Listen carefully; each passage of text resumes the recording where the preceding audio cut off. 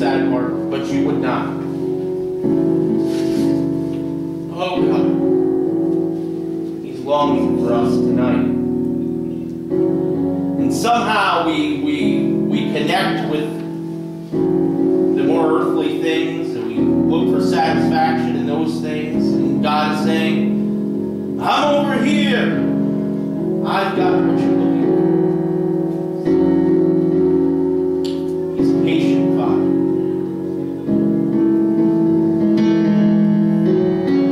You don't need to beat yourself up. You just need to turn around. Go the other direction. Jesus. Why was I looking for satisfaction? I know it's only you.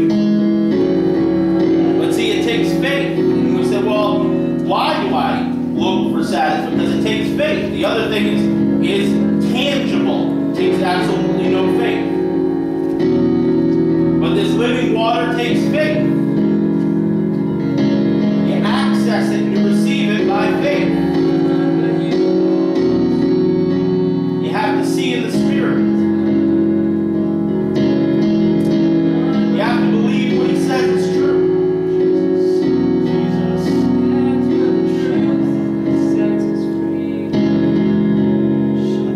So our flesh demands what is tangible. Our spirit demands what is spiritual. And we choose which one we listen to. Oh, God. So all we got to do today, tonight, is to receive. And how do I receive? I believe. I believe it. Might take a point of contact like I just described.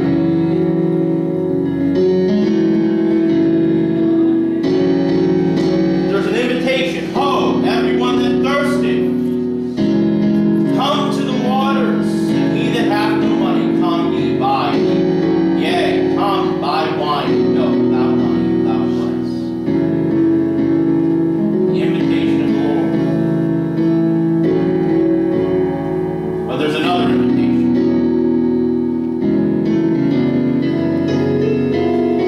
It's the invitation of the enemy. It's the invitation to satisfy our fleshly desires. And so again, one appeals to the flesh, the other appeals to the spirit, and we have to make a choice with our soul which one we're going to follow after. We see that in Proverbs 9. We see that demonstrated. It says, wisdom hath builded her house. She hath hewn out her 7 pillars. She hath killed her beast. She hath mingled her wine. She hath also furnished her table. She hath sent forth her maiden. She crieth upon the highest place of the city. Whosoever is simple, let him turn in hither. As for him that wanteth understanding, she saith to him, come, eat of my bread and drink of the wine which I have mingled. There's wisdom personified, calling out to you. Uh-oh, but we got somebody on the other end of the street. And we see that in verse 13. A foolish woman is clamorous. She is simple, and knoweth nothing. For she sitteth at the door of her house on a seat in the high places of the city to call passengers to go right on their way.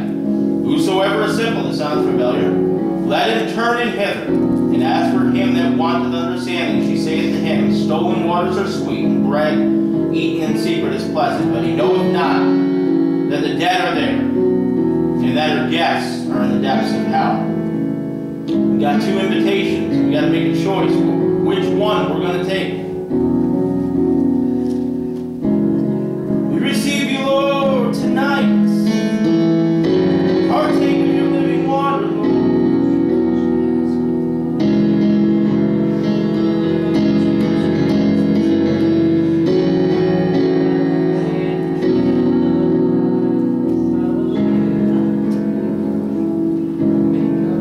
Commercialism has its program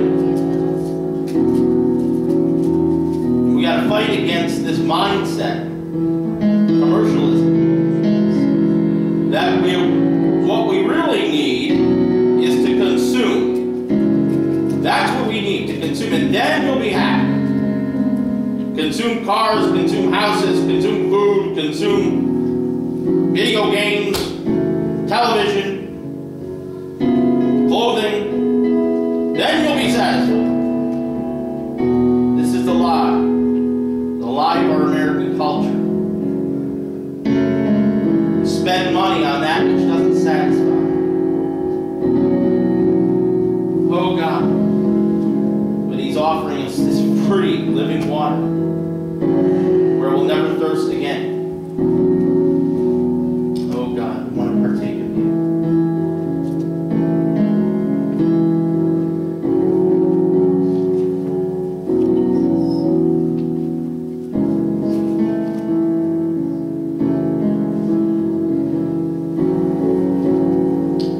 The story of David Wilkerson, and he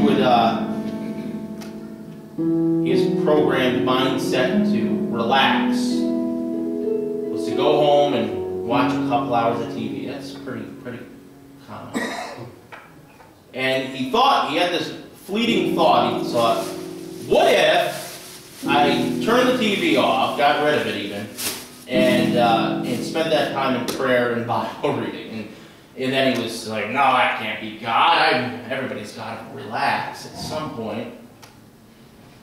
And he said, well, God, if this TV sells, I'm going to put it in the newspaper. If it sells, and he gave the Lord some ridiculous fleece, like within an hour of being in the newspaper, then I'll know what to do. Well, it wasn't even an hour. Somebody calls him, and he says, within less than an hour, the TV is gone. And he's sitting there saying, okay, it was. So he began to take that time to seek the Lord. And out of that flowed his compassion and desire. He was joining with God to reach these teens in New York City. And that's where the movie The Cross and the Switchblade comes from, and then Teen Challenge began out of that. So deciding to separate himself, deciding to be filled with the Lord instead. I'm not saying I'm there yet, but trust me, I'm challenging these mindsets in myself too, to say, what lie have I bought into that says this is the way to satisfy and to relax and to unwind? And what is the real way that the Lord would have for me? I wonder if you could challenge yourself with that thought. I'm going to challenge myself with that. What is it? What's in your routine? I remember I had this housemate. We shared an apartment, and before I got married, and it was a Christian fellow that struggled with a lot of things of the world that pulled on him,